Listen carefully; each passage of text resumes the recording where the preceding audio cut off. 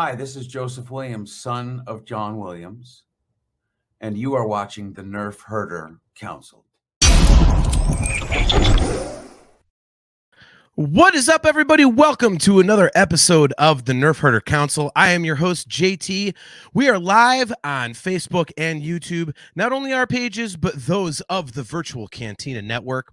Real quick, guys, this show may contain some cursing and bad language, and the opinions of the Nerfherder Council don't necessarily reflect those of the Virtual Cantina Network. We are brought to you by Audible. Go to audibletrial.com/NHC for your 30-day trial and a free audiobook download. Don't forget that you can get customizable Nerfherder Council swag at shop.nerfherdercouncil.com. If you are watching on YouTube, please don't forget to click that like button, click that subscribe button, and smash that notification bell on both pages so that you are notified every time we go live. Without further ado here, let me bring on my best friend and my brother, my co-host, AJ. What is going on, man? You are rocking a new do. How crazy is that? Yeah, I like to look stupid sometimes. So, I got sick of growing it out with doing nothing, so I did something about it. Looks cool, man. I watched Too Much Shoresy on Hulu, the Letterkenny spinoff, and there's a bunch of hockey dudes sporting something like this. So I was like, sure, why not? Chop it down, awesome. Grow it out in the back, look like a douche, So you're pulling a Van Halen. Actually, I blame your stepson. Oh, because he has the haircut and looks great.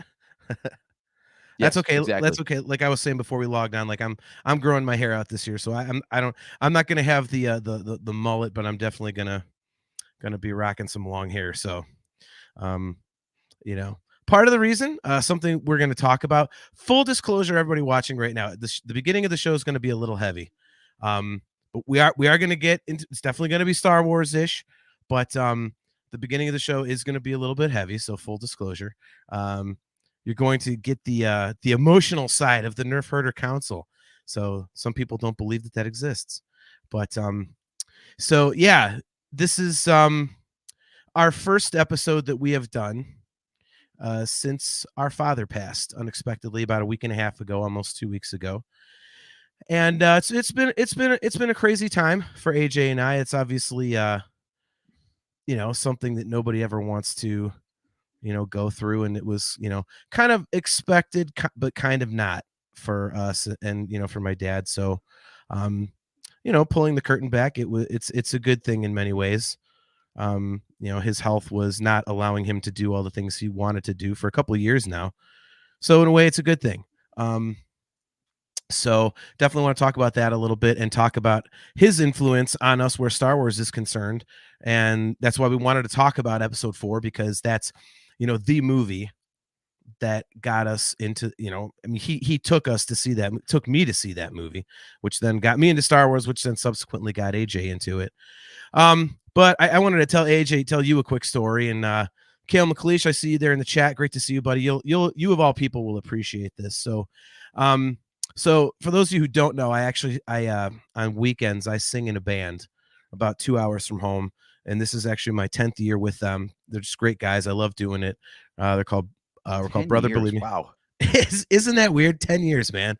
Like I think about that. Where did all this time go? But in any case, so I sing in a band on weekends, and summers are busy. And last summer we played in a little town called Pemberville. It's around the Maumee, Toledo area, something like that. And we were playing the show, and this mom came up to the stage with this little girl. She's probably like 4, 5, 6 in that range or something. So I got down and I was like jamming with her. I was singing, and she was dancing and singing along, whatever, doing whatever. And I didn't think anything of it. Anytime there's kids around the stage, I'm always trying to high five them and get them involved. Like I discovered music when I was 8, and it was a weird circumstance. And so I always think, well, you never know what's going to get a kid into something, so why not be a good influence? So after the show, the mom came up to the stage, and Kale, happy 10 BBM years. Does that mean 22 was your BB8? That is excellent. That's one of the best ones you've had, Kale. Very well played. So yeah, so she comes up to the stage after the show with her daughter, and she says that her daughter is non-responsive autistic, but she loves music. She said, "I've never seen her do that before. She's never interacted with somebody. She's never sang out loud. Loud noises scare her." And she was rocking her little tush off with you. And I was those sorts of things, like, I mean, it sounds obvious to say, and you know this, AJ and Kayla. I mean, you get this, but those are the sorts of things that keep you doing it. Keep me doing it. It's that's a compliment beyond any that you could ever get. And so 2 weeks ago was actually the night before I found out that my father passed. I got a phone call from someone saying, "Hey, my name is such and such. I'm from the Pemberville area and want to book you for a show and get some rates or whatever." So I realized today that I never called her back. I was like, damn, like with the whole thing with my dad dying, I just completely forgot. So I called her back about 15 minutes ago, actually. And she was way out of breath and her speech was slurred. I thought, oh no. I'm like, she's messed up on something. Like, this is not going to go well. She's like, "Yeah, we want to book you for a party." And I'm going, oh boy, I don't know about that. And she proceeds to tell me that she says, I was the lady at the free fair last year. My daughter's autistic, and she was. Do you remember me? I was like, oh my god, yeah, I do remember you. So we're talking for a minute. She says, yeah, I took up a collection. The whole town's coming out for this thing. The pool that you have to be a member at, like they're opening it to the public. I'm paying for a lot of this myself. She then says, I have metastatic stage 4 cancer and I probably won't see Christmas.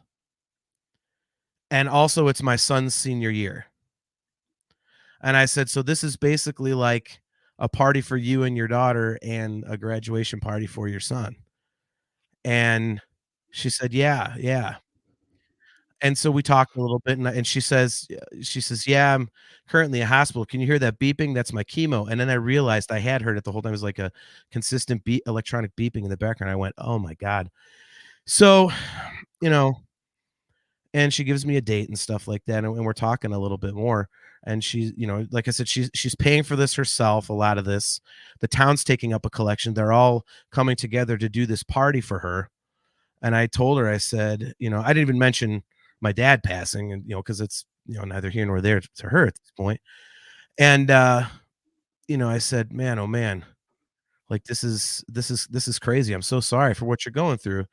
And she said, no, no, no. She said, don't even, it's not like that. She says, I have so many blessings. She said, I'm not just saying this, but one of those blessings was seeing you guys play. As soon as we came up with the idea for this party, we knew you guys had to do it because you guys were fantastic. But, you know, I can't tell you what it means to me for my daughter to react to you guys the way that she did. And she still, since then, hasn't done anything like that. So we knew we had to have you guys. And if you want to talk about something that just is like the most humbling and flattering thing while being heartbreaking at the same time, that is definitely it. And especially like I said, AJ and I lost our father less than 2 weeks ago, and a lot of heavy stuff has been on my mind. And you think about things that you have, and all sorts of things with your dad, and the great times and the memories and stuff, and you do think about blessings that you have. And then you get a phone call like that from somebody who, she said a couple times, she said I'm hoping to be alive for the party. And when you hear somebody say something like that, it's just like, and then she's thinking about us playing music as something good in her life. That is just something so fucking unbelievable that I just wanted to bring it to the show, man. And I know it's heavy, and we'll get into Star Wars and stuff, but like I just, especially with losing my dad, and I just the things you think about, like you just realize, people. It's going to be very cliche, but I do think people sometimes take a lot of things for granted, and it takes a big life changing event to really kind of get them to refocus. And you know, it's crazy when those sorts of things occur. So just count your blessings, y'all. I mean, you never know. You just never know. It's crazy. So Yeah, crazy story, AJ. That's very Man. yeah. So To let everybody know, I had not heard that before we went live. Yeah. So this is all news to me. Holy crap, dude, that's a bombshell. yeah, it's and I think to myself, Man. like I think to myself, okay, what if we're able to book this for her, because our summers are really, she wants June, and the date that she chose, we do have a show, so I've got to find an alternate date. I mean, we have to get paid to like bring sound or something, but I'm gonna run it past the guys, like how cheap can we do this, like what what can we do, like can we do it for free, whatever, there's always a business aspect of it, which is the one part I fucking hate. But when she's saying, well, I hope to be alive, I'm thinking, what if we get to the show and she's gone?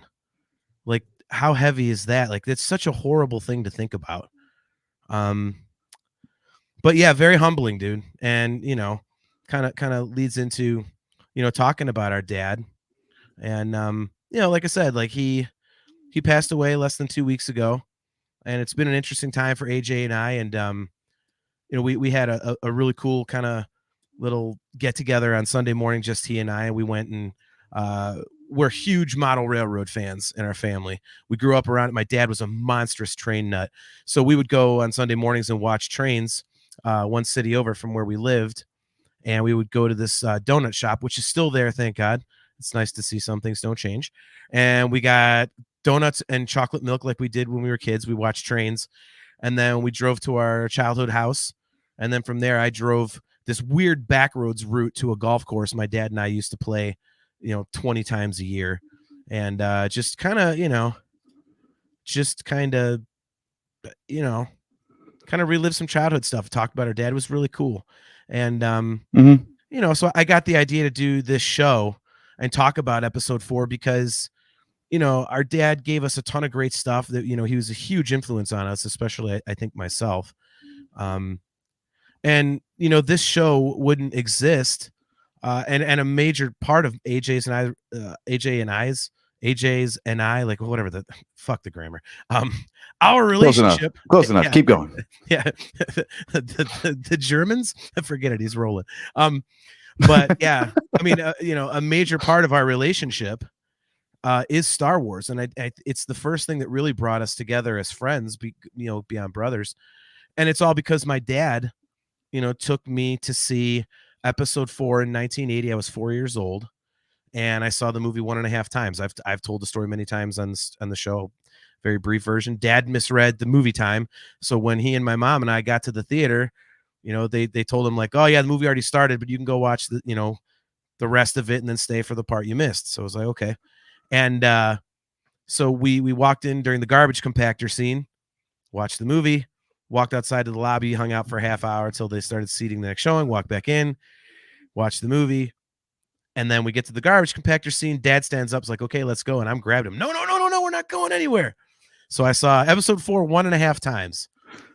And I became a monstrous nerd for it. So like a month or two later, when Empire officially came out, he took me to see that. And then I started getting the toys and the records and the books. And of course, in 1983, when I'm 7 and AJ's 4, he started getting really into Star Wars without ever having seen it because of how crazy I was for it. But he had heard the records and played with the toys and stuff. Toys. So, Mhm. Yeah. So, because of my dad exposing me to Star Wars and then just, making sure that I saw Empire and Jedi in the theater, AJ got into it and it was just off and running from there. So wanted to talk a little bit about that and kind of revisit this movie because, it's very, I mean, it's personal to a lot of people because it's the first one they saw, but I'm just kind of waxing poetic a little bit about it and being nostalgic lately because, having lost our dad recently. So that's my first memory of Star Wars, AJ. And it's actually one of my 3 earliest memories of life itself. So, I only have 2 other things that I remember besides that. One is like being in the hospital when you were born and mom or dad telling me that's your little brother, like, oh, what the heck? Okay. And then the other one is holding you like a few weeks later at our grandparents' house and someone telling me that's your little brother. You got to protect him. And boy, did they screw up telling me that, because how overprotective I am of you. So Dude, anyway. I was 27 years old, moving to Florida for college, and 27. I moved away for college. Yeah. And you said that exact line to me many, many times. You're my baby brother. I'm supposed to protect you. I'm like, I'm a 27-year-old man. God damn it. Yeah. I'm terrible with that it. one. Whew. Yeah, I'm terrible with it. Yeah, dude. you never outgrow it. It's cool. Yeah. But yeah, so that's my earliest memory of Star Wars. So what is your earliest memory of Star Wars? And then, first impressions of episode 4, and then I'll give my first impressions of the actual movie. Well, episode 4 is an interesting one for me because I didn't see Star Wars until Return of the Jedi. At least that's my first movie in a theater that I can recall. We might have seen E.T., I'm not sure. But yeah, Return of the Jedi was my first theatrical experience. I might have gone to Empire. I don't know.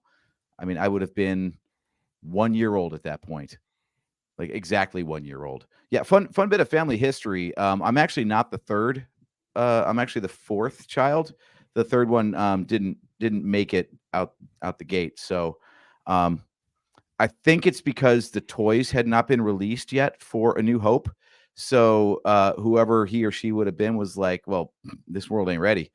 So, our parents being the savvy sci-fi nerds that they are, they waited to try for another one until they knew there was a toy line. And then the world was ready for me. So as you can see, I do like to collect. So, kind of makes sense there. Oh, I confused my camera with the focus. See, I shouldn't make jokes. No, but so my first memory, it'll come back, whatever. My first memory of A New Hope, actually, I think we probably had it on VHS. It's got to be VHS because I don't know how else I would have seen it. No shit. Yeah, my camera's really hosed. Let me fix this. I'm gonna go. You're going solo for a second. Okay. So, man, VHS, I thought it was earlier than that. That's crazy. I'm trying to, it would have been the first release. It would have been the first release of the VHSs, obviously. So, yeah, that would have been rented at probably Michelle's Video, I think it was. Oh my God, I forgot. I was trying to think of the name of that place and I couldn't. Now, thank you. There we go. Video stores, kids. They used to exist. It's now a Subway. Wah, wah, wah, wah. So, well, if Subway is anything like it is for you as it is for me, then you really only rent that too. So, well played. Now that's going to be the Arby's I had for dinner. That's a rental for sure.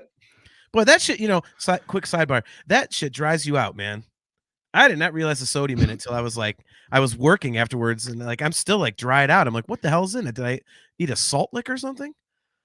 So, anyways, so all right, so focusing on this movie. Yeah, I know. Oh, okay, so your first exposure was on VHS. So basically, you had only seen Jedi until the VHSs came out. We rented them, so that would have been A New Hope and Empire then. Okay. Yeah.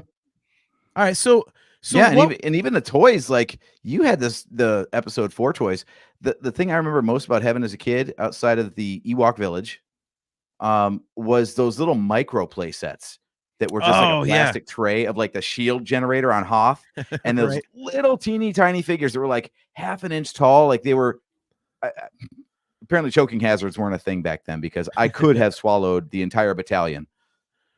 Probably safely, actually. I was just about to say that. Yeah, it's not a choking hazard because it wasn't chokeable. Yeah.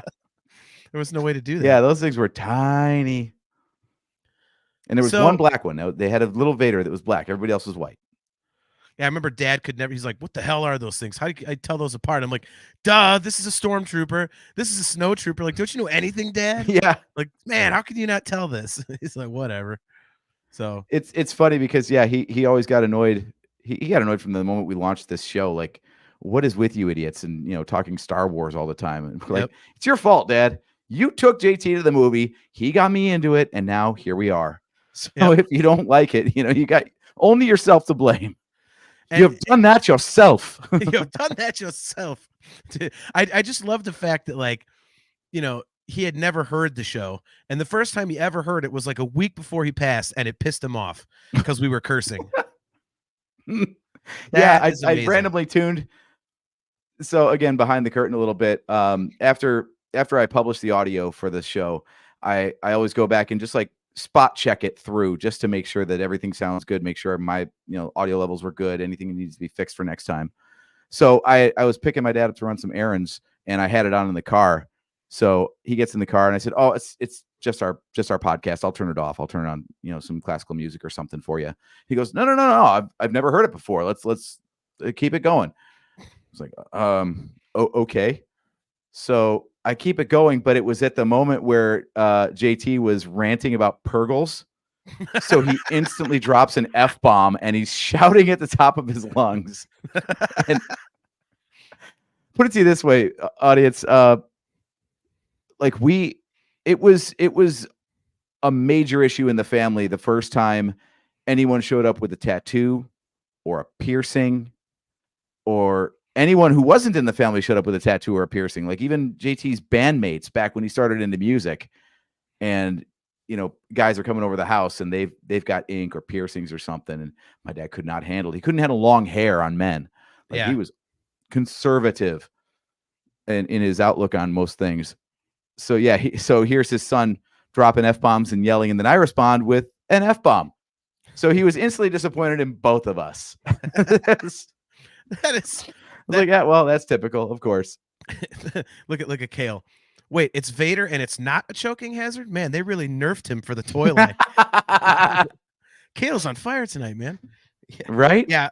Our dad was quite a curmudgeon. So things like that were, like when you came back with your Star Wars tattoos from Celebration, and he was mad that he had given us money to spend. So yeah, all right. So let me see if I can get these on camera. So I have Star Wars tattooed on my forearms. Hold on, let me see if I can get this on camera here. So that was awesome for our audio viewers. But anyway, so I got those at Celebration 5. Spencer Jowitz, long-haired freaky people need not apply. Yep, that was my dad. But yeah, so Celebration 5 was the first celebration we attended, and that was the first time they did the tattoo alley, at least to my knowledge. And one of my band buddies went, a guy I played in a band with for years, and he's got a bunch of tats. He runs a music studio and stuff, and he's got Star Wars tattooed across his knuckles. And I was like, man, I want to get a Star Wars tattoo. I only have a few tattoos, and they're coverable. But I was like, I want something cool. Like I just want to be like, oh, I got Han Solo on my arm. Like, I wanted it to be unique. And I was walking through and I couldn't think of anything for weeks beforehand. So then I'm like, all right, I'm not getting a tattoo because I can't figure something out. I'm not just going to get something to get it. I want it to really be important. So we're walking through the tattoo alley on the first day, and I'm walking and I'm getting mad. I'm like, God damn it, I want a tattoo. And I looked at him like, but I want something cool. Like you can go like Star Wars with your hands. I want to be like, I went to cross my arms over my chest, be like Star Wars. And I looked down, I was like, my forearms, hell yeah, there it is. So I walked up to the first tattoo guy on the left, and I said, how much would it cost me to get you to put the Star Wars logo on my forearms? He's like, just the outline. And he said, yeah. He's like, with a tip, $120. Be back here in 6 hours. I said, 160. I'll be back in 4. He says, okay. So whatever. You should have said, I'll pay you $2,000 now and $15 when we get to Alderaan. I wanted to, but I figured it was a little too obvious. But so I paid $160. But the story here is that my dad had given us each $100 to spend at the convention. Found out where we were going. He's like, have a blast. Here's $100 each. Well, I knew my dad would throw a goddamn conniption fit if I told him I spent your money on a tattoo. So I had my dad's cash in my wallet. So I went to the ATM at the convention center, and I took out $160 of my own money so that I could say to him, I used my own money, not your 100. So when I get back, he had seen the tattoos on Facebook, and he calls me, and he is screaming at me damn near. He is so goddamn mad. I can't believe I gave you $100 and you spent it on a goddamn tattoo. I'm like, I didn't, Dad. I told him I went to the ATM and got my own money out. Well, he was having none of it. So he was forever pissed because he thought I blew his money on a tattoo. So so yeah, that was kind of funny. So all right, so let's get on track here with the movie. So Jeff Caffrey, good to see me. It says tats for tots. Spencer Jowitz, awesome to see you, bro. He says, I'll gladly pay you Tuesday for a hamburger today. That is a very old reference. Nice. Mhm. So what were your first impressions of episode 4 the first time you saw it? The first time I saw it, oh man, it's hard enough to give you first impressions of this last time I saw it. We are, I mean, hell, we're the same age as Star Wars, older in fact. Right. So first impressions, man. Like I said, my first impressions, I I don't really remember, to be honest with you. I'd love to come up with some Okay. great story of nostalgia, but really the first time that this movie really blew it, it was basically, put it this way. I already had so much, like, I was so steeped in Star Wars background already because of the toys and your fandom and everything, that by the time I saw the original movie, it was just like it felt like I'd already seen it before because I'd heard about it, and I think did we have like an audio recording of it or something? No, Like a the old one of rec those old 33 records or something? see my one of my favorite Star Wars possessions, if not the favorite, my favorite, was one of those records, but it was of Empire. So I don't remember if I had A New Hope and Jedi the same way. I may have had A New Okay. Hope, but I don't But by the remember. time I would have seen A New Hope, I would have seen Empire and Jedi already. So it wasn't like mind blowing. It was just more Star Wars at that point. Mhm. Which is weird because of course it was the one that started it all. But for me, I didn't see them in chronological order. So consider this a prequel, the original Yeah. prequel. Right. Yeah, I see for And me. they were always on TV growing up. I remember that. Okay. Jeff Caffrey says the radio dramas. No, it wasn't those, Jeff. It was a kid's book. It was like pictures. It was like a picture book, and then the record you'd play along, and then it'd be like, turn the page for the next whatever, kind of, one of those types of things. Joseph Wren, always good to see you, man. He says, Star Wars again? Of course. Welcome to the NHC. Hope you guys are doing awesome. We are doing as awesome as we can, dude. Appreciate it. And I owe you a phone call from yesterday, so I am not avoiding you. Our cousin is too great to see you, cuz. Love you. He says, I still owe your Uncle Tom, our cousin's dad. I still owe your Uncle Tom $280 before adjustment for inflation for the THX Laserdisc trilogy I begged him to buy. That thing was $280 back then. Laserdiscs were Oh my expensive, dude. God. Yeah. But yeah, my first impressions of episode 4, and again, I saw it when I was 4 years old. That movie, whatever it was trying to do to suck kids in, every single bit of it worked on me. Because I remember, they were in the garbage compactor. I was like, what the hell are they wearing? Whatever. And they get out, and then, they're running in the hallway, and I see stormtroopers. I'm like, what the hell are those? And then it shows Darth Vader. I'm like, who the hell is that guy? Like, and it was just, oh my God, they're obviously bad. And then the Millennium Falcon's flying around kicking ass. I was like, Han Solo running at the bad guys. I was like, okay. I mean, all of it was blowing my mind, but I very vividly remember thinking the Millennium Falcon was the coolest damn thing I had ever seen. It never registered with me that Luke was the one that saved the day because he blew up the Death Star. In my little kid mind, it was no, Han Solo and the Millennium Falcon saved the day because he had to shoot Vader and the other dudes in order to get Luke to have a clean shot. So to me, it wasn't a Luke story; it was a Han Solo story from the get go. And then when I saw it from the beginning and saw it as a whole, when we saw it the full way through after that intermission, I was just absolutely enthralled. I'm like, this is like super colorful. Like, and again, it was the first time I'd ever even been to a movie theater too. So you're talking about every sensory experience that you can have all at once. And I'm 4 years old doing it with Star Wars. So there's like laser battles, and there's these stormtroopers and Darth Vader and lightsabers and all this kind of stuff, and you're just like aliens everywhere, and you're robots. Going, yeah, I was just blown away. And it was something that just absolutely hooked me. And I don't remember how I found out about there being more movies, but Dad must have told me like, hey, there's another one of these coming, in a month. Or I was like, what the hell? Well, then I do remember thinking, okay, we saw Empire, and I'm like, okay, so in a couple months there's going to be another one. He's like, no, I'm like, what are you talking about?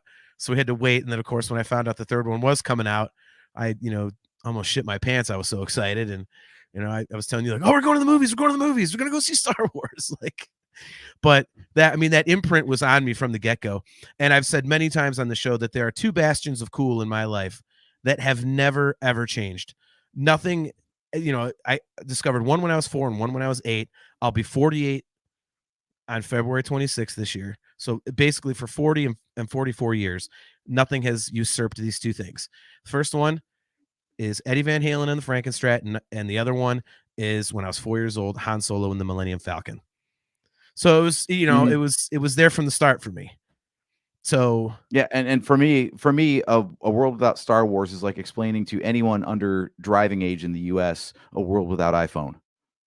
It's always been there. Yeah, I can't imagine life before it. And like, that's what really, must it have been like to see this for the first time when it was an unproven property and it was just, well, I hope this works. Like, my God, it just fits in life, period, to where I can't imagine how boring pop culture must have been before this came out. Yeah. Well, and especially for us, like, I mean, you saw your first Star Wars movie when you were 4. I saw my first Star Wars movie when I was 4. I mean, that's formative stuff, dude. Like, it's the very first thing we see pretty much. And you're finally able to kind of comprehend what you're watching. It's not just a bunch of blobs and shapes and sounds and stuff. Like, what people are saying, you understand what's happening, and it's just crazy. So, a few comments here. David O'Neill, good to see you, man. Thanks for tuning in. He says, yes, I came to Star Wars through the toys before I saw A New Hope.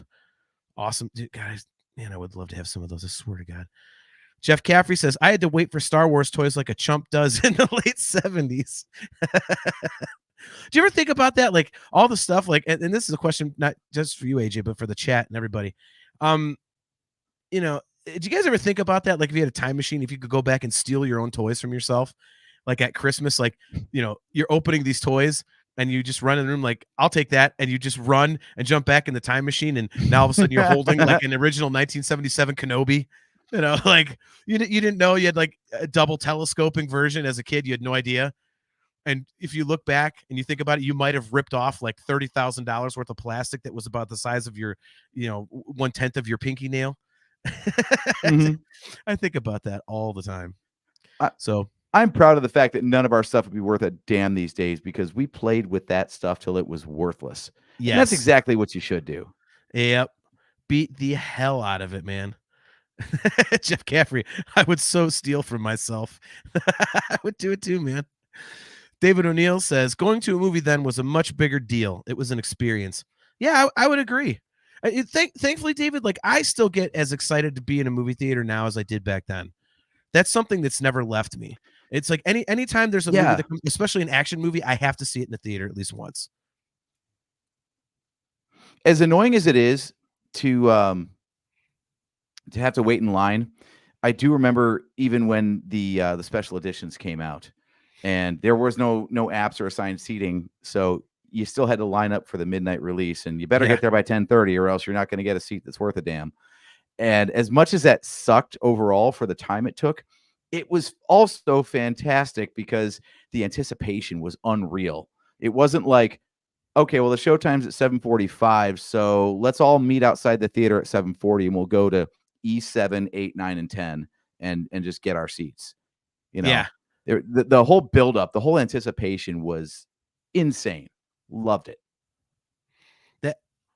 That was like our experience for episode 3. Like, I mean, we didn't have assigned seating, so it was like, let's get there, and we got to get our ass in the theater to get, like, just make sure that we are in that seat, in a good seat for this movie. Like, I mean, it's cool, man. Mm-hmm. I mean, there's something to be said about that. I completely agree with you. Like, the nostalgia of it all, and as much as it sucks, having 3 years between movies, there's also something cool about it. It's kind of like, you and I are huge wrestling fans. It was always kind of cool when there was only WrestleMania. And if they added SummerSlam, okay. But so it was like, especially when there's only WrestleMania, you were waiting an entire year So there was this huge buildup Mhm. to the main event. Like, you're watching Saturday night's main event, like, oh my God, like Hulk Hogan and Macho Man split up. Like, oh no, like, and that stuff is cool. Like when you get to build that up, and then now that there's like a movie every year or whatever, and it's kind of like it's still awesome, but that anticipation kind of adds to the enjoyment, I think. So Movie theaters had to be kind of pooping themselves a little bit as this movie took off too, because stereo sound was a big deal. Like that was kind of mind blowing. They had to do a mono mix of this thing because that was the sound systems that a lot of theaters had at the time.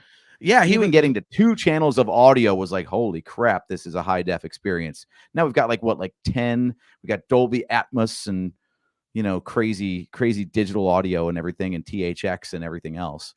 Yeah, Lucas has been on record as saying that when it was released in theaters, he was still working on an audio mix. So he was still working on it after it was already put in theaters. So that's just amazing to me. So, well, I mean, okay, so let's dig into the movie a little bit itself. And first and foremost, I want to say that I did an experiment. Okay, so I own the Harmy editions, which for those of you who don't know what that is, they're despecialized. It's basically like if you watched the original cuts in 1977, in 1980, and 1983, but with like 2023 Blu-ray quality, everything cleaned up, audio, video, everything, but it's just none of the extra crap. So I watched the Harmy edition first, and then I watched the version that is on, I almost said version, the version that is on Disney Plus. And I'm going to double down on what I've said before. I think that people that say that the special editions are, a bastardization and that they suck and they're shitty and they ruin Star Wars, like, no, it does not. The story is exactly the same. And in a lot of parts, it actually looks cooler. The special editions, like having the extra stuff, is pretty cool. And to me, it didn't even really register as that different. I mean, a couple times the picture looked more empty. I would say the only thing that it did is and I want to get to this point about the film in general in a minute, but not having all that extra stuff made it a little more intimate, and it was a little more raw, which is a cool way to watch the movie, but it didn't change anything. The one thing I did forget, there have been so many different versions of the Han Greedo scene that I completely forgot that in the original, Greedo doesn't even shoot. Han just blows them away. And so I would also like to say that to people who say that, the way that Lucas redid it ruins Han's character, I'm doubling down on what I've said before, which is I think you are wrong. It doesn't do anything to me. Han Solo's still a badass. He still kicks ass. He's a scoundrel. I don't care if there's an extra laser blast in there. I don't care if there's a McClunky in there. I don't care. So I want to get that out of the way. I just just a couple days ago, Star Wars Explained posted a video. It was 40 questions answered about Star Wars: A New Hope, and he was talking about the whole Han scene and whether it matters and whatnot. And I like his interpretation. His interpretation is that this is like a fairy tale. It starts with a long time ago in a galaxy far, far away. So there's this idea that it's a legend being told, and you have, as a result of who's telling it, which version of the story you get. So to your point, Han Solo as a character doesn't really change based on who shot first. So having all those different versions is kind of like hearing the story from a different narrator. It happened. We know that Han walked into the cantina and Greedo met with Greedo there, and only Han walked out and Greedo did not. What happened in there is all up to storyteller's discretion. So I think it's fine whichever way it goes, because the story points are covered and the details don't matter. Yeah. I mean, and the special edition doesn't change the story. And it's coming up in the chat, of course. Jeff Caffrey says McClunky. David O'Neill says, okay, Han walking over Jabba's tail is pushing it a little. Our cousin Chris, he says the Jabba scene blows.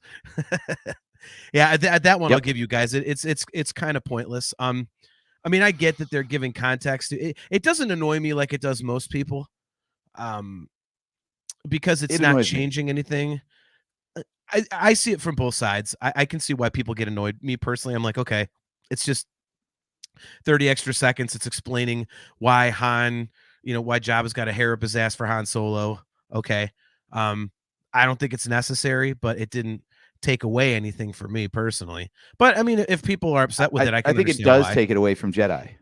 I think it does take something away from Jedi. Like seeing Jabba for the first time in Jedi is a jaw-dropping moment. And if you've already seen him in A New Hope, it's just like, oh, that guy again. Okay. Yeah. And then people get confused because Greedo is standing in the background, or at least another Rodian in the exact same clothing. In fact, there's 2 of them in the exact same clothing in the background. Well, they didn't have yellow and red ones and stuff at that point. They hadn't branched out yet. Yeah. I think the original idea there was that they all kind of look the same and dress the same because, like I said, there's 2 of them in the background in the same shot. So no, 2 it's of not them. just like, oh, yeah, they didn't just like let Greedo live through that scene like a continuity error. Like there was multiple of them that looked identical. I don't know, maybe they were triplets or something. Yeah, right. Greedo is triplets. What would those names be? Greedo, Nito, and Speedo. There we go. Well, they didn't even have lightsabers cauterizing wounds at that point. So Greedo, Nito, and Bleedo. I like it. Okay.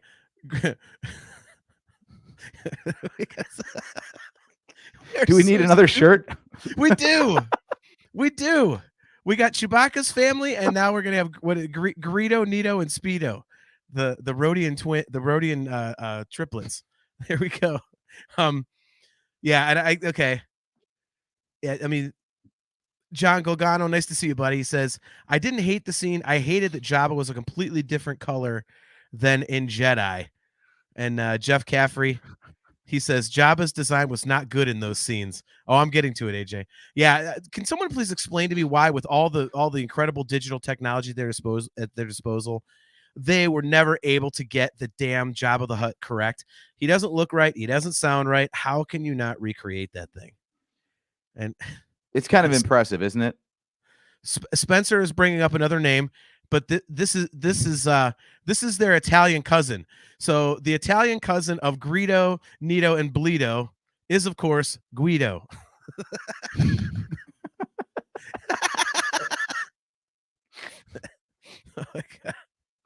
Oh my god. Look, Kale McLeish. You know what also could be cool? Millennium Falcon outline done in the Van Halen colors. Could call it Han Halen. Only Lando Calrissian would call it Han Halen. Jeff Caffrey, we need all the shirts. Yes, we do need all the AJ, you got to get on this. I'm going to be busy. We're going to have a whole line of the dumbest shirts imaginable. But yeah, so that having been said, in rewatching the film, and I hadn't watched it in a while, I know you said that was the same thing for you. This to me it struck me how intimate this one is. I tried to think about this, and in all of the other movies, at least in the Skywalker saga, it's like they all have something to do with this greater conflict. There's always the rebellion versus the Empire or something, or First Order versus Resistance, all that kind of stuff. There's the whole political aspect of the prequels. And in this one, it's just, okay, we got to rescue the princess and get the hell out of there. Oh, we have to blow up the Death Star. It's like a self-contained story. And I get it. He didn't know if there was going to be sequels or whatever. It's the first third of a story. But that's what intrigues me, is that, he says that he had this big long story and just chopped it into 3 parts. This was the first part. And it's like, how is this one so much smaller than the other 2? Like, there's none of that, world, like galaxy shaping stuff that you come to find in the subsequent movies. I do like how you put it as intimate, because I got the same impression when I was watching it. It was actually very refreshing to just watch a very stripped down kind of story. It was just basic and simple. There weren't nuances of the backstory of the characters or the larger galaxy, or who is the Emperor. None of that stuff. Like, the Emperor's barely even mentioned. It was just what was on the screen was all that existed, and that's all you needed to know. There's nothing else required to make sense of this movie, and that's fantastic. Yeah. That's really cool. I think the strengths of the movie stand out when you go back and you know what our cousin says. Uncle Owen and Aunt Beru's crispy corpses were intimate. It's the high watermark for stormtrooper aim and destruction. Yeah, Liberty Timmons, excuse me. Thanks for tuning in. Appreciate it. A New Hope has so much room to breathe. It holds your attention, but you don't feel rushed through the world building. Yeah, I mean it's funny because like going back and watching this movie again after not having seen it for a while, you kind of forget how this is like. How do I phrase this? I'll try to make an analogy here. Hopefully, this makes sense to everybody. When I talk about Metallica, my favorite record by far is "And Justice for All," and I know most people's Master of Puppets, but the way that I describe "And Justice for All" is that, when you think about Metallica and the adjectives people use to describe Metallica, and Justice for All of those adjectives apply to that album, and not all of them apply to, something like Kill 'Em All or Ride the Lightning, Master of Puppets, whatever. But, Beth Merrick, what? Garage Days. All right, we talking Garage Days, the original, or Garage Inc., the revisited? Gotta clarify there, Beth. But Crash so Course and Brain Surgery. I'll play it right now if you want. I used to warm up with that when I was playing bass. All right, Beth clarified. OG, good answer, Beth. Good answer. But and I think with A New Hope, all of the adjectives that you use to describe Star Wars all come from. Now she's making a bread fan reference. Where's Fluffy? That's technically not the garage. That would be Garage Inc. Or it is also a B-side of, I believe, Eye of the Beholder. So there you go. Now we're getting into Metallica talk. God damn it. Another thing my dad hated. Anyway, I bought you the single that had that as the B-side from Japan. I forget what that was. It was Bread Fan. There was a live version of For Whom the Bell Tolls, and I want to say it was Eye of the Beholder, but in any case, neither here nor there. A New Hope is, all the adjectives that we come to use for Star Wars. Not only do they describe A New Hope, but they really honestly do start there. And I know that sounds stupid to say, oh, it comes from the first movie, but that's not always the case. You know what I mean? Like when you have a franchise, it's not always the first movie, everything about it comes from there. Like, no, like some of them get better as they go. And you come to define those franchises based on things that happen later, or, character traits of the films. And in watching this, that's not the case with Star Wars. Everything that we love about Star Wars, the reasons that, fans, no matter when you come into Star Wars, the reason people come into this franchise and love it, it is all there in A New Hope, and it is the template for all of it. And that was amazing to see. Mm-hmm. I mean, did you get that vibe off of it? Because I was watching this going, like, first of all, the nostalgia hits me every time. But then more than anything, like I say, it's just this is Star Wars to me. Everything. It's the purest, most distilled version possible. And that's exactly true. Beth had another comment up above here. I'm going to it here. I noticed this as well. So special effects, old schools, and art, CGI can't really fully trick the eye. It's too crisp. Human error makes the movie classic. Very true. But another thing I noticed is, like, I love, as much as the unspecial editions are the original, one thing I love about the cleanup is that you do see some more of those imperfections. It's like when CDs first came out and you'd get like classic rock albums like Led Zeppelin, and it would say like, hey, you're going to hear some stuff in here that you've never heard before. Yeah. It was always there. The quality just wasn't good enough to expose it. And watching this, like just today, I was looking at like the R2 model, for example, and some of the panels are misaligned. Everything's very much handmade. You can see brush strokes on a chassis, stuff like that. And I noticed, like, with the Vader costume and the Stormtrooper costume, those are all like molded plastic, so they're smooth, they're precise, they're perfect, for lack of a better term. Even though they're wildly not perfect, they're very asymmetrical because they were all made by hand.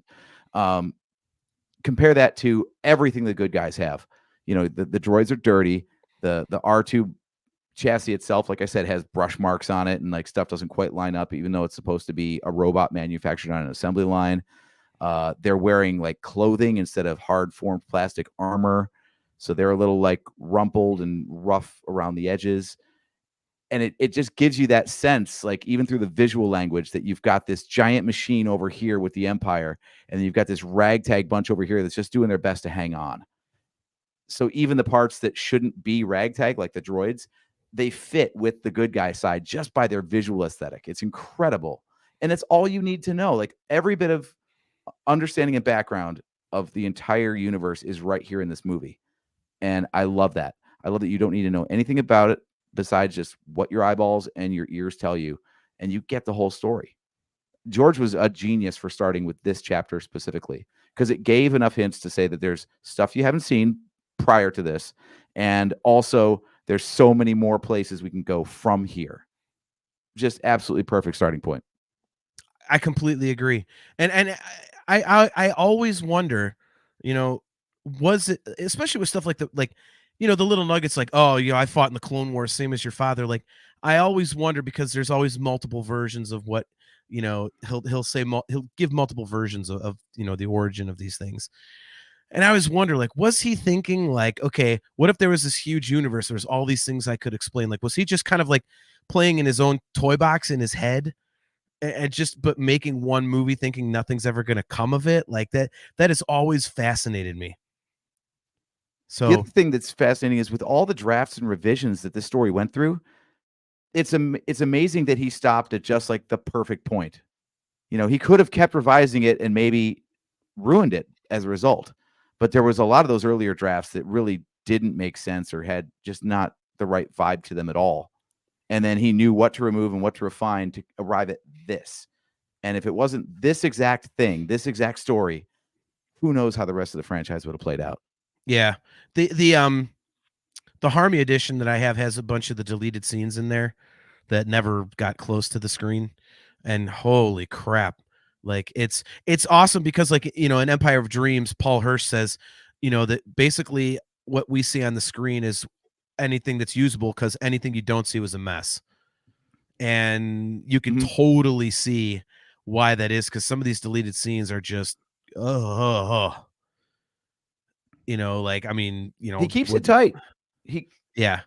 Well, This even movie, story okay, stuff, it so doesn't make a damn bit of difference. It's cut out is brilliant. Right. Like, I know I'm on record on the show as saying that this movie is slow. And when we did a chronological watch, when you go from the sheer chaos of episode 3 and its climax and conclusion, and then you jump into episode 4, it is like hitting a massive speed bump. It's like going into a school zone off of a freeway. But as its own standalone thing, like, this movie starts off and it just rips. Like, you get the ships flying in, the bombastic soundtrack going on. It doesn't slow down until the droids are off in the desert, really. But up until that point, like, everything's just moving. And if you know nothing about the universe, as no one did when this came out, and that's like your first impression, holy crap, it's like a shot of adrenaline from the first frame. It's incredible. Yeah, see, I always think about that when I watch this movie, or think about this, because like I just said, I hadn't watched it in a while. You saying that it's slow. And I guess I understand that, but I've never seen it as slow. I mean, there's always something happening. It's like there's something going on. It's, it starts out with a space battle, and then the droids are, walking in the desert, but then the Jawas catch them, like, oh God, what the hell's going to happen? And then they lose R2, and it's like, oh, there's sand people. Like, there's always something happening there. It's kinetic. It may not be like huge and, giant lightsaber battles and space battles the whole damn time or anything like that, but I don't think it's slow. I think it actually is perfectly paced, and I just don't have a problem with that. So I was wondering about that when I rewatched it for this episode, and I was like trying to like get into your headspace, and I just couldn't, man. For me, I was like, dude, I think it's only slow compared to the other movies. on its own, it's perfectly paced, like you said. It's just when you're running it through as one chapter 4 of a 9 episode saga, it is a sharp departure from especially its previous chapter. Man, I don't know. Maybe it's because I know how everything plays out that because I've done the marathon thing, like, and I don't see it as that. To me, it's just another part of the story. It's a lot tighter than it could have been. To your point about the deleted scenes, like, the Biggs stuff on Tatooine and Cammy and Fixer and all that stuff, like, it was completely unnecessary. I'm so glad. I only know that because of the top Star Wars trading card app. Yeah. That's not even a Lego thing. But yeah, those scenes exist, and that's why those two people showed up in the Book of Boba Fett. That was an incredible deep cut. Yes. But utterly meant nothing. So, yeah, George definitely had the presence of mind to cut out the fat. Yeah, I mean, it's interesting because they put it back into the radio drama. So I actually have the radio dramas on the radio drama for episode 4 on CD, which is a really interesting listen. And they do put that back in. It's like, would be. I need that. Yeah, you can borrow it. It's on my Star Wars collectibles shelf, where I don't have a lot of collectibles, but I just put the stuff that's really, really, important to me, and that's one of them because it was a crazy find. Liberty Timmons says each Star Wars movie after this one reinforces A New Hope and makes the original movie better. By the way, I still don't forgive y'all for ruining Peridia for me. Sorry about that. Sometimes our stupidity can ruin things. We apologize in advance. That should be another like, parental advisory thing at the beginning of the show. John Golgano, he says it is a little slower than the rest, but that's because he had to take time to introduce everyone to that world and those characters. I definitely agree with that. Beth Merrick says our brains are so hardwired now with current technology. So old 70s and 80s movies seem slow, but slow makes good plot production. It captures the reader or watcher. Yeah, I would agree with you, Beth. That's one of the knocks against Blade Runner, and I vehemently disagree. Like, there's not a whole lot happening, but that just builds atmosphere. Yeah, that movie's nothing but atmosphere. I mean, dude, and there's a movie I would like to talk about, that and its sequel, because the sequel, even though it's like twice the length of the original or whatever the hell it is, still amazing. I love the sequel. Oh yeah. Oh my God. So yeah. Cool. David O'Neill says, I don't listen to radio, so I don't get overplayed. I just play it when I play it, which is often. Or it's just played when I play it, which is often. Nice. Yeah, I just, like I said, I don't think it's slow. One of the other things that I really liked about it is that it is a very typical classic good guy versus bad guy story, but it never feels cheesy. And it never, I mean, it veers off the kind of straight path at times. You know what I mean? It's, you've got, Han Solo, like, okay, is he a good guy or a bad guy type of vibe off of him? He's butting heads with Princess Leia, and it's cool. I mean, it's like, yeah, I mean, the good guys and stuff like that. But then you got Ben Kenobi, who, all of a sudden, like, this guy who looks like he's supposed to be the main teacher dude and, the smartest guy in the room, he gets murdered halfway through the movie. And you're like, well, what the hell is that? So, just the whole delivery of it, like, it's just so well put together. That's one of the crazy things is except for Luke watching Vader cut down Obi-Wan, the real heroes of the movie, Luke and Han and Chewie, never actually come face to face with Vader. Yeah. Like, the hero and the villain, the heroes and the villain don't actually square off. Yeah, it's and even the fight, like the Obi-Wan Vader fight, it's not like a typical, okay, they're in this crazy combat and then one of them gets the upper hand and the other guy dies. It's like he sacrifices himself. And you're going, well, what the hell is that? Like, what is this guy doing? So you've got that intrigue of going, why did he do that? And then, the yeah, run and Luke. Yeah, he's like right there as a Force ghost immediately, which was impressive, actually. I still never really got that line. I'm still not sure if I'm down with the line of like, if you strike me down, I shall become more powerful than you can possibly imagine. I guess he's talking about martyrdom because, I mean, as a kid, I remember watching it and like, what, you're a ghost? Like that's your more powerful than you could possibly imagine form? Like I thought you were going to turn into some like Mortal Kombat dragon or something where you're just like biting the heads off of people and are like bulletproof or something. Like Right. I was really waiting for something more than just like, oh, I can speak to people even though I'm dead. Okay. Ooh, spooky ghost. Yeah. What do you mean you're going to be more powerful? You just be a goddamn ghost. I know how this goes. Yeah, but it's powerful. It's like more powerful than you because like I came back from the dead and I'm a ghost. Ooh, just shut up and fight, Vader. Yeah, right. Kale McLeishy's backing you up, says that is true. Even in the trench run, Han doesn't shoot Vader down. He guns for his wingmate and it throws him off. You're right. Yeah. I mean, that's and they don't know who each other is. Like Vader doesn't know who Luke is at this point. John Galgano. That's where crate dragons come from. Yeah, crate dragons are all just like they're dead Jedi reincarnated. That's what they are. Love it. Oh my God, that's awesome. Liberty Timmons says, and then there's the strong female lead. Leia was so different from what we girls were being handed back then, except for Wonder Woman. It's funny you say that, Liberty, because you're 100% correct, and I never even thought about it. Like it's always blown my mind when it's always like, oh, we don't have enough female leads and too many male leads. Like, because I never noticed any of it. I was just like, well, that's the good guy. Like Leia's the good guy. Like she's a hero, and that's why when Rey was the main character of the sequel trilogy, and some people were throwing a fit, I was like, I don't get it.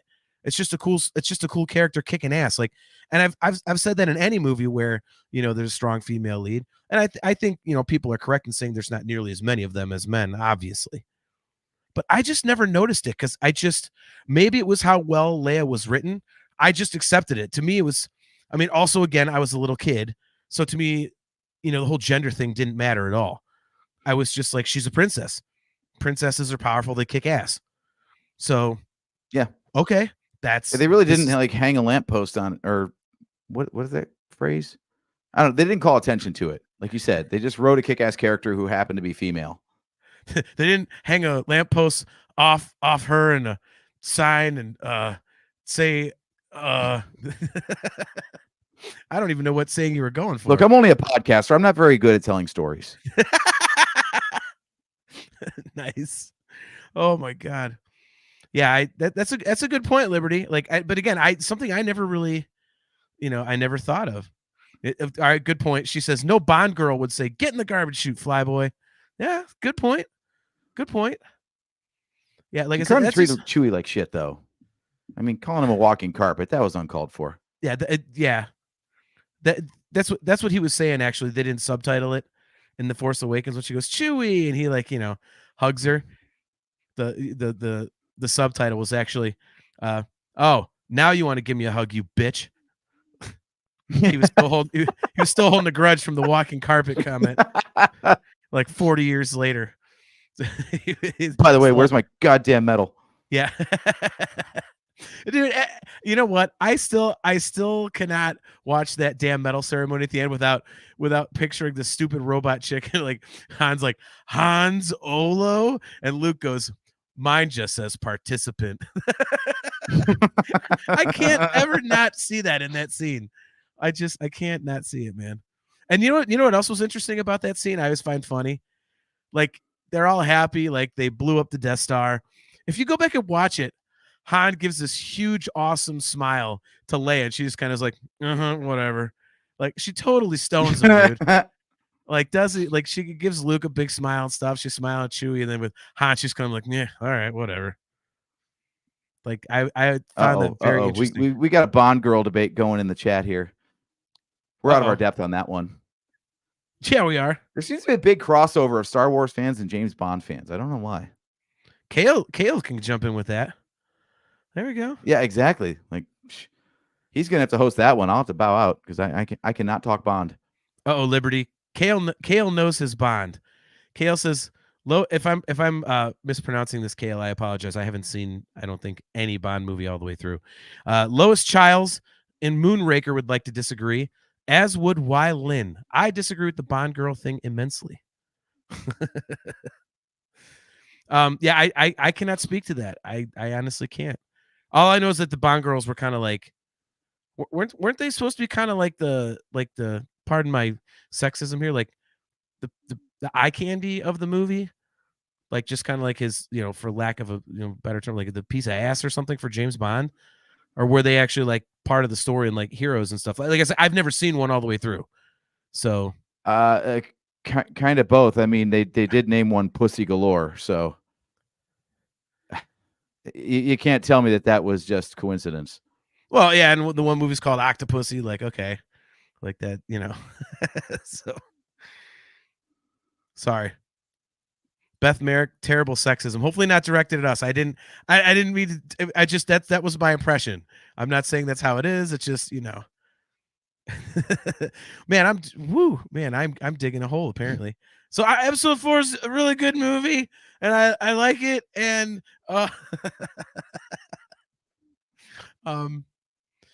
so yeah, I think with this movie, dude, it's like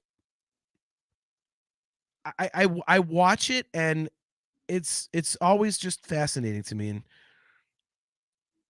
because of how well it's done and how strongly it set up everything that came after it. Like you don't see the subsequent movies and all of a sudden episode 4 looks weaker, or the forthcoming lore looks goofy or doesn't make sense or makes episode 4 not make sense. Like it is an incredible building block. It is an absolutely incredible building block. And, the thing that's interesting as well to me is that the movie's damn near 50 years old. And if you think about when we were kids, if we're talking about, okay, let's watch a movie that's 50 we're really years gonna old. date ourselves now. Well, dude, I mean, I just said earlier, I'm going to be 48 in like a month. But when we were kids and we said, let's watch a movie that's 50 years old, I mean, you're talking about shit like the Marx Brothers, like we were raised on, black and white, like back when they were like basically just out of being called talkies, for God's sakes, but this is a movie that even kids that are like 6, 7, 8 years old now, they can go back and watch a movie this old and still be like, holy shit, this is amazing. Like the way that this movie holds up and stands the test of time is such an incredible statement on the quality of the film and the writing and the production. I mean, it really does look better than anything. I mean, it's a blunt statement and it's a little obvious, but that was the thing back then. Like people were like, what the hell are these special effects? And it really does. I mean, you go try and look at something, I mean, like, for example, the black hole. I love the black hole. Disney's the black hole.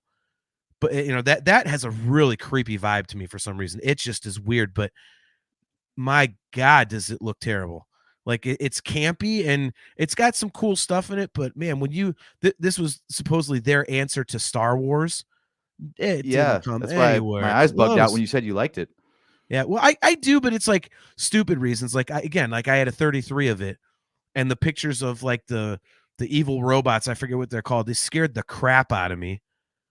And it was, the sounds and especially, and dude, think about it. When you're a little kid like me and you're looking at these evil robots that look really, really evil, and giant fireball rolling towards people, and then like the batteries start running out on the record player, so it starts going like this. Oh God. Yeah, I mean it's nightmare fuel. Yeah, as Dad used to say, it chills your piss.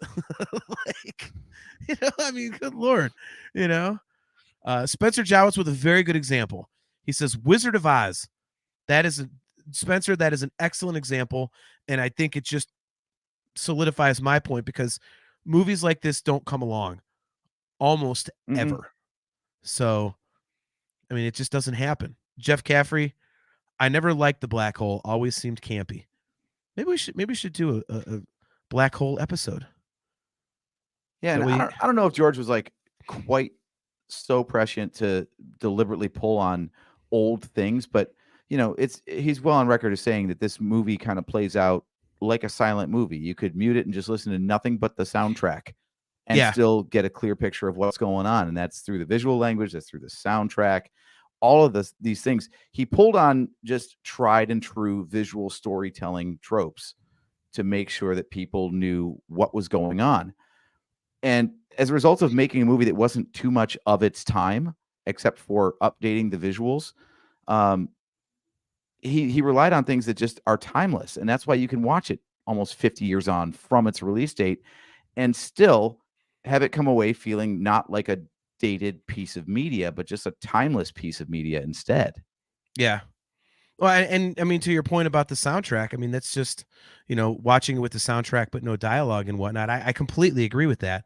And it goes back to something I said, I think it was on the last episode with Spencer, where we talked about how the episode 4 soundtrack is the definitive Star Wars soundtrack, because I think more so than any other that came after it, like you can listen to that, and as soon as the music comes on, you know what's happening on the screen. Like you could picture it in your head, like, you're in the desert and stuff like that, and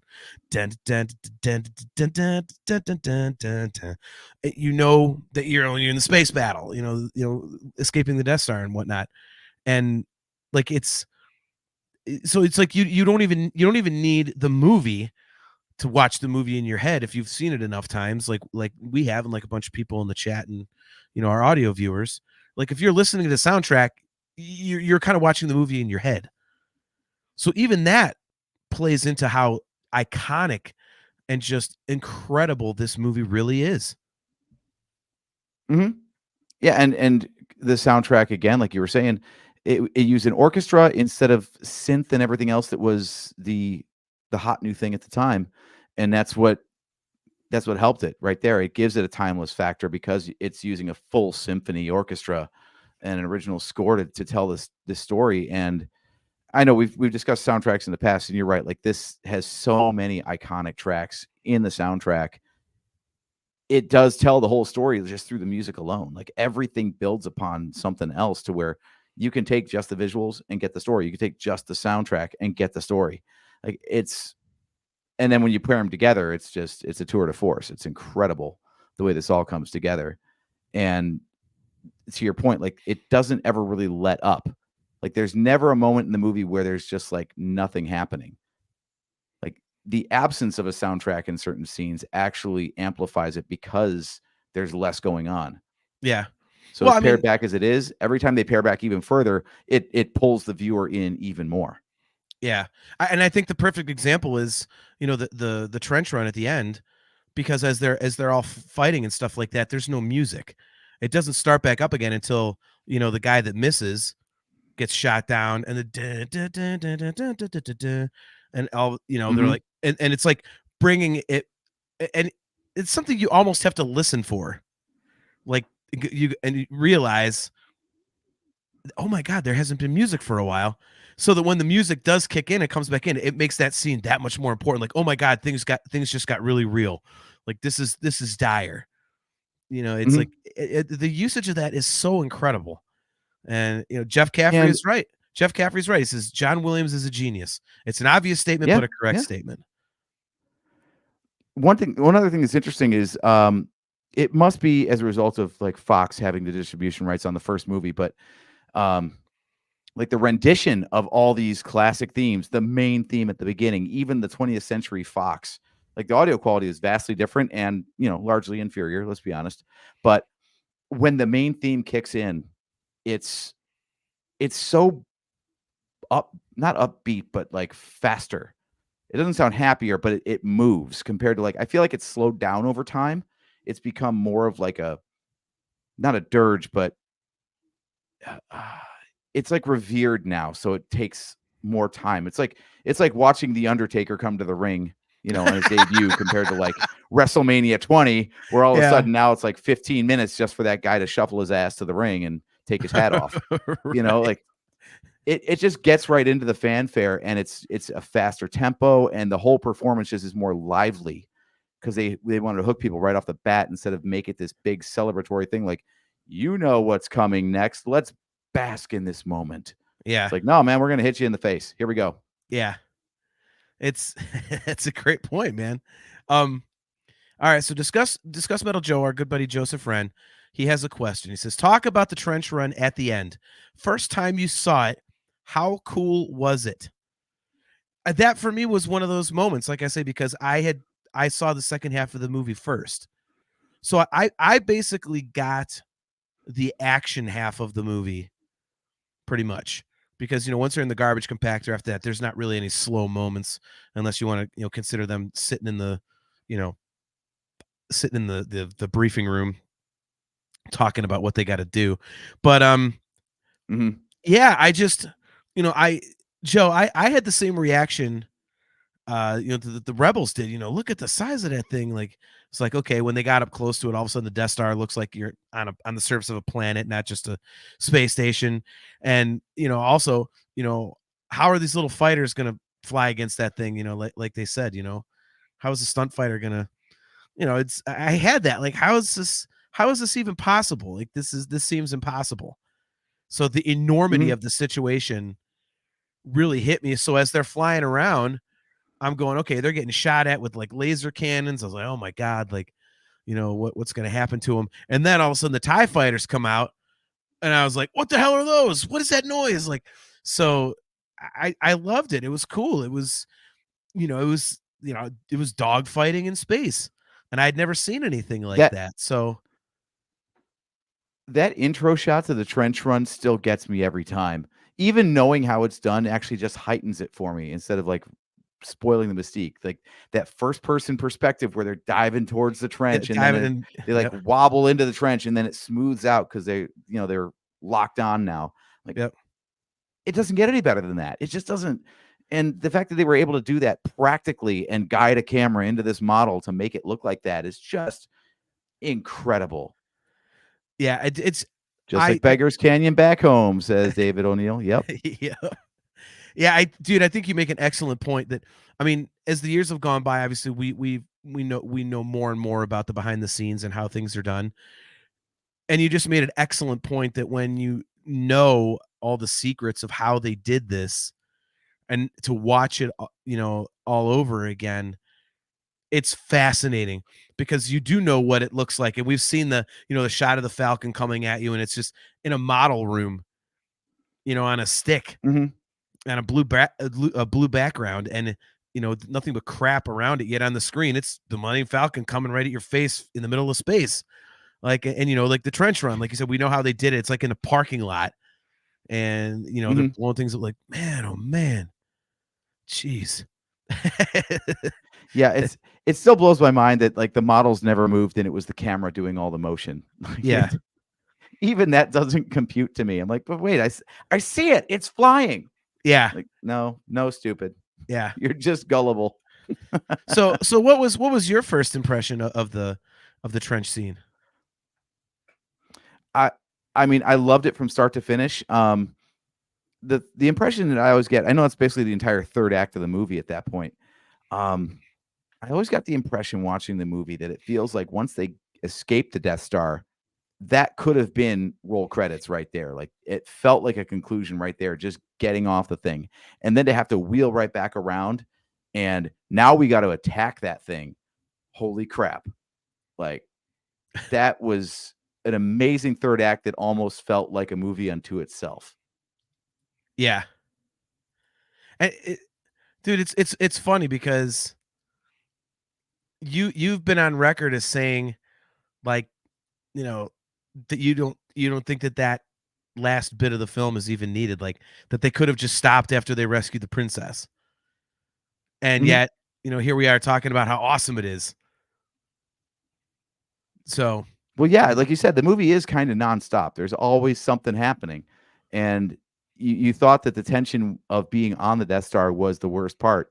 Being outside the Death Star is even worse. Oh, and by the way, they're going to blow up everyone, waiting around to see if you can do this. Yeah.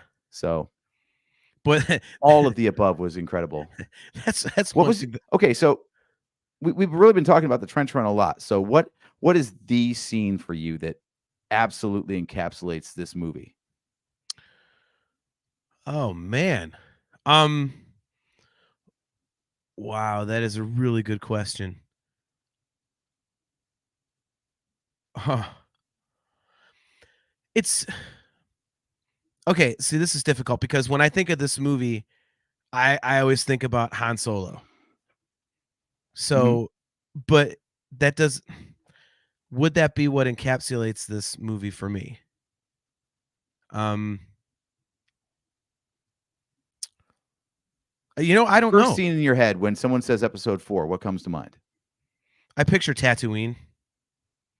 I don't know what Okay. part of it, but I picture Tatooine. But Same. it's weird. I guess it's because that's where it all started or something.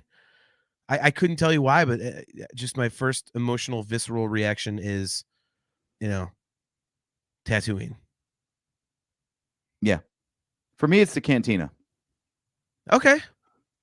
I think that's everything. You get the droids being kicked out, so there's a story there. You get introduced to Han and Chewie. You see Obi-Wan bust out the lightsaber for the first time. You see that Luke is completely in over his head. Like so many character defining moments are right there in that scene, including the presence of the Empire, because of course they get ratted out immediately thereafter. Yeah. I think one scene that always has like a weird feeling for me, and I guess weird's not the right word, but the garbage compactor scene, because I was walking in, finding a seat, and I was looking up, going, "What the hell is going on? Like I said earlier, like what are these dudes wearing? Like what is what are I don't get it. Like what the hell? I was intrigued right away because I'm like they're in a bunch of garbage, and then next thing I know they're about to get squished. I was like, what the hell? Like yeah, I think people in the chat are they're backing you up on the cantina thing. All right, David O'Neill says for me, I think it's got to be Obi-Wan versus Vader up to Luke screaming. Also a really good one. Yeah. Jeff Caffrey says lots of shit goes down in the cantina. Yeah, that's difficult, dude. I don't know. I think it's because I've never really thought about it before. But I mean, there's a lot of cool things that happen. When the Millennium Falcon's flying around blowing up TIE fighters, I mean, that's like, them, in the rotating chairs with the guns and stuff. I was like, hell yeah, dude. Like that was cool. And, like I said, for me, anytime Han Solo was on the screen, I was just enthralled. It's just, that character grabbed me immediately. So that's what I think of Tatooine. And I think of Han Solo. And the rest of it is just, again, I have this huge sense of nostalgia. Like something imprinted on me when I saw it as a 4-year-old kid. And it's, like I have a really emotional connection to episode 3. And this one, I have a very personal, very little kid reaction to it. I remember being absolutely mesmerized and blown away. And if you would have gone back then and told me you're going to love this for the rest of your life more than anything else, I would have gone, I could see that happening. Like I was that into it immediately. You know what I mean? Like I was. Do any of the inconsistencies with future movies bother you? No. And I think and you know why? I think it's because, like I think it was Beth was talking about the special effects and how the human error kind of adds to the charm of it and makes it a little more real in a way. I think that the inconsistencies do that as well. It's not perfect. It's not perfected. They screw things up here and there. But that's, to me, that's almost become part of the story. The inconsistencies now have been so, raked over the coals that it's not an inconsistency anymore. It's just part of the story. It's just a goofy part of the story. Yeah. So like we hate the holiday special because it was weird and completely inconsistent and awful in a lot of ways. But this is, the early days of the franchise when they were just experimenting and finding out like what worked and what didn't. And this is the very first thing they ever did. So anything that doesn't line up with the way things were further codified in the future, like, oh, the lightsabers are so slow, or why does Ponda Baba's arm bleed when it's cut with a lightsaber? And Yeah. I don't care. It's just cool because they were taking big swings and seeing what worked. I love it. I completely agree. I mean, it's something we had never seen. And it's so resonant to this day. And it doesn't, it doesn't age. It, I Right. mean, the other movies all look better and there's bigger scenes and all of that stuff, but A New Hope is still, it's one of those things where no matter who you are, you can look at this movie and say, I understand why this is such a big deal and also why this spawned the universe that it has. Mhm. It's not something Yeah. like the prequels where you watch it at first and you're like, oh, people are like, oh, this is crap, but now all of a sudden they're revered. It's not, some 80s movie where you first watch it and you're like, this is amazing, and then you go back and watch it, now it's campy and cheesy, you know. That's not the case. I mean, this just is episode 4, and the way you saw it as a kid, you can still see it today. And as an adult, you go back to it and you see it in a different way, and nothing pokes holes in it. Mhm. I mean, it's just absolutely such a perfectly done movie all the way around. The soundtrack and the visuals, and Jeff Caffrey brings up something we didn't even touch on. Ben Burtt's sound design really sold those characters and the effects. And yeah, and it's, it was back to another point that you made. It was really ballsy to not use modern sound effects, like something like Battlestar Galactica was doing or something like that. They went with old school stuff. They made it Mhm. look dingy and shitty instead of shiny and, futuristic and everything. It was, the conscious decisions to use old school stuff and ground it in reality was unbelievably brilliant. And it's so fun to look back at it and realize how dangerous of a decision that was and how brilliant it was in hindsight. I mean, just think about how, like, it's just fascinating, like how Lucas, in the face of everything, was like, no, I'm doing it this way. Like, I believe in this much. It's, uh, even if nobody else likes it, I'm making a movie that I think is going to kick ass. And it ended up changing the world. Mhm. I mean, that's just unbelievable, Spencer Yeah. Jones. And all the behind the scenes stuff. Oh god, we're quoting Robot Chicken. Yeah, he says, "What the hell is an aluminum Falcon?" Just so you know, Spencer, the car before what I have It's a now. bar trivia team that has never lost. That's what Yeah. an aluminum Falcon is. That is right. You are looking at the two main members of the Aluminum Falcons, the Star Wars trivia team, and we are 10-0. High five through the camera, AJ. Don't do a high five with me. There you go. Yeah, don't mess up your focus. Yeah, my Mazda before this one, Spencer, I named it the Aluminum Falcon, and my current one is a CX-5. So the license plate says CX Wing. So I did that on purpose. Yep, I'm smart. Yeah, so this is perfect. This is perfect. Beth Merrick, I thought it was a Spaceballs pun. No, Beth, if you want to see some amazing Star Wars humor, go watch the 3 Family Guy specials, obviously, and then watch the Robot Chicken. There's 3 Robot Chicken specials, dude. They're only like 25 minutes a piece, but holy shit, are they funny? They are so. Another thing. Spencer Jones. My trivia team name is My Couch Pulls Out. Nice. The other Robot Chicken one, AJ, that I can never get out of my head is, shut down all the garbage mashers on the detention level. And then 3PO going, shut them all down. And then Vader's standing in the kitchen scraping a plate into the sink, and he goes to flip the garbage compactor, nothing happens. And he goes, damn it, Right. that was fish.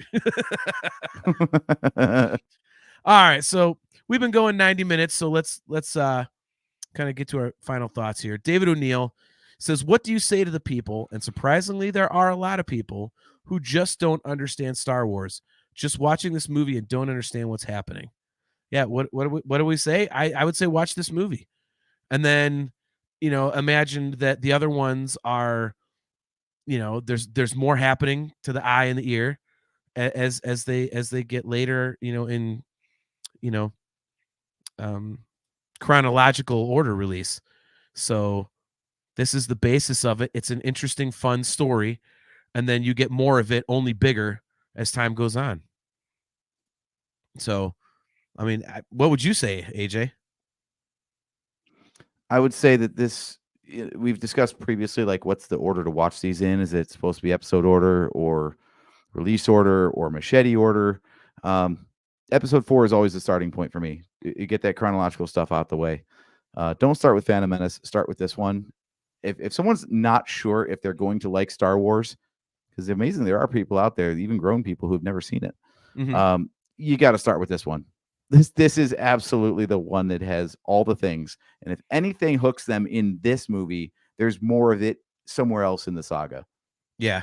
I don't think there's any better way to encapsulate it than that. Like, George picked the perfect slice of this larger story to roll out the gate with, and then knew exactly where it was going from there in the strokes that mattered, and then, painted in the numbers as he, got to those episodes. Yeah, totally agree. Yeah, I just think, man, oh man, what a blast this movie is.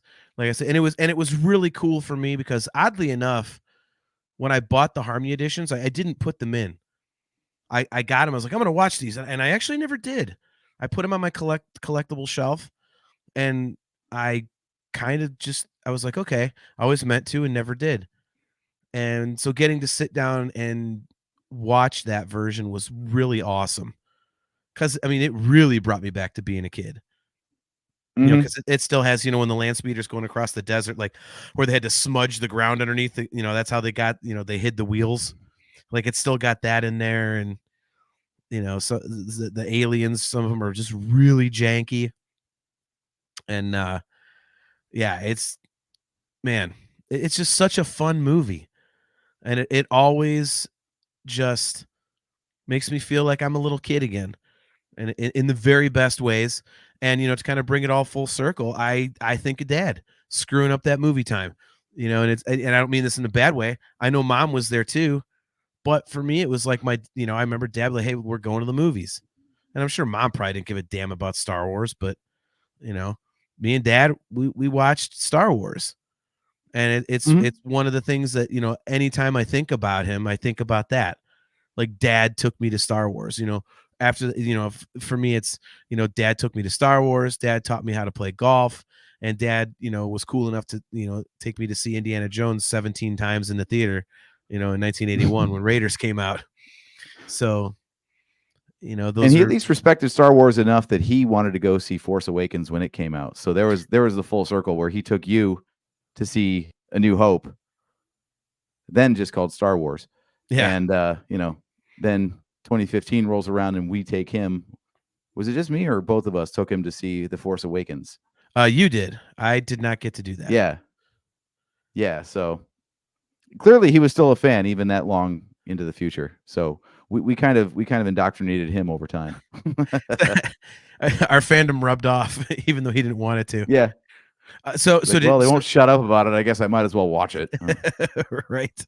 So did he like The Force Awakens? Close with that. He did. He really did. Awesome. But he also picked up on the fact that it was very similar to this movie. Hey, Mama Pam, get the fuck out of my chat. There we go. We're gaining traction when we start having to block people. There we go. We had a spam porn bot. She said, hello and blessings. And I was about to bring it up on screen. Be cool. And then it was, check out my feet pic, OnlyFans, blah, blah, blah. No, that's okay. That's gross and ridiculous. We've already had our sexism for the night, Mama Pam. We don't need some OnlyFans trollop in here selling feet pics. Okay. I already called the Bond girls like eye candy and James Bond's pieces of ass. That's bad enough for one show. We don't need OnlyFans accounts for feet. Word of the day, trollop. I love it. Yes. All right, so real quick, before I have a quick recommendation, kind of off topic, but for any of you guys who are gamers out there, I know I'm probably a few months behind the curve on this, if not a year. I forget when it came out, but I just started playing Hogwarts Legacy on PS5, and it is a complete blast. I am loving it. It is super fun. Wow. A little frustrating here and there. The world's so damn big, it's hard to find some stuff, but it's super fun. And well, now you know how Voldemort felt when he was looking for Harry. Very well played. Very well played. All right, man. Well, that's going to do it for another episode of the Nerfherder Council. I want to thank all you guys for tuning into the show. Real quick, before we get out of here, AJ, why don't you tell everybody about our Patreon page? Yeah, we are on Patreon at patreon.com/NHC podcast. We've got all of our shows going up there for the time being until I sort out WordPress, probably on a new host because GoDaddy's not helping me at all. So all of our shows are posted there in audio format 4 days after on the Sunday following these Wednesday broadcasts. If you, however, shoot us a little bit of money on Patreon, and I mean a little bit, like $1 gets the job done, you will get that audio on Friday instead. We also have some bonus content coming up. We have discussed doing watch-alongs and or commentary tracks. So that will be exclusive to Patreon members only. We've got some other things in the works as well. But I do want to give a special shout out to our buddies Mark Thrasher and Joseph Wren for joining at the ever prestigious $3 a month level. And that's what $3 gets you, is the early audio access and the shout outs on the air here on the show. We've got other tiers and ideas in mind, but yes, everything Nerfherder Council right now is at patreon.com/NHC podcast. But that's not the only place they can find us, right, JT? No, you definitely can find us on Facebook and YouTube. We don't really use social media very well, but you can find us there.